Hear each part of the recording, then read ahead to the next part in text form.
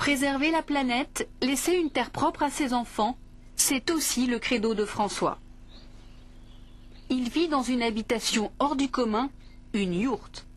Inspirée des tentes des nomades d'Asie centrale, elle est faite de toile et de bois, comme cette tente mongole.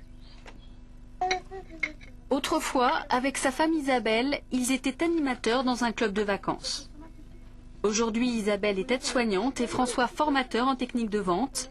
Après la naissance de leur fille, ils ont voulu vivre autrement. C'est pas parce qu'on vit dans une maison écologique qu'on est forcément des hippies qui vivent au fond des bois, à la bougie, sans électricité, sans eau. C'est pas forcément l'objectif.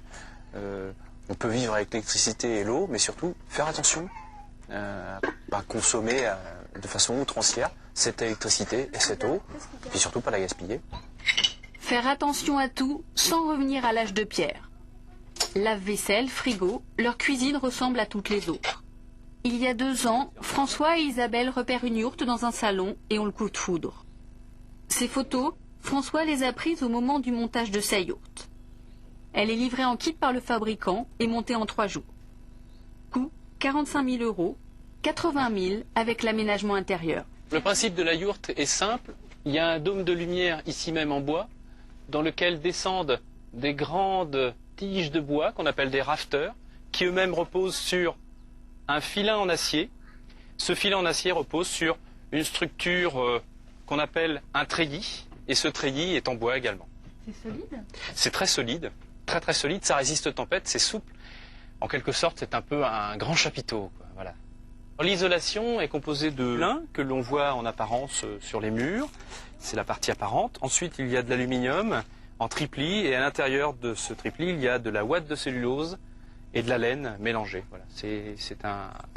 On a essayé en tout cas d'avoir un isolant le plus naturel possible. C'est une maison écologique pour 2 choses. D'abord parce que c'est une maison qui demande peu d'énergie pour être fabriquée, déjà. Et puis c'est une maison qui a des composantes au niveau des matériaux, issus de matériaux naturels, d'une part. Et puis c'est une maison qui est complètement recyclable, hein, puisque l'extérieur, même s'il est en polypropylène, on peut le recycler et en faire des anoraks ou des blousons de ski. Et puis le bois est bien sûr recyclable aussi à 100%. Voilà, c'est ce qui fait que la maison, la yourte en particulier, cette maison est écologique. Voilà. Pour s'isoler de la chambre des enfants, François a fabriqué une mezzanine.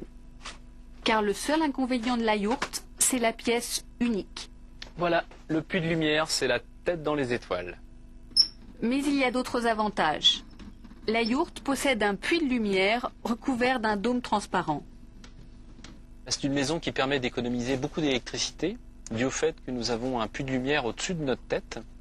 Ce puits de lumière donc inonde la maison de lumière, ce qui évite d'allumer l'électricité, ou en tout cas les lumières, le plus tard possible dans la soirée.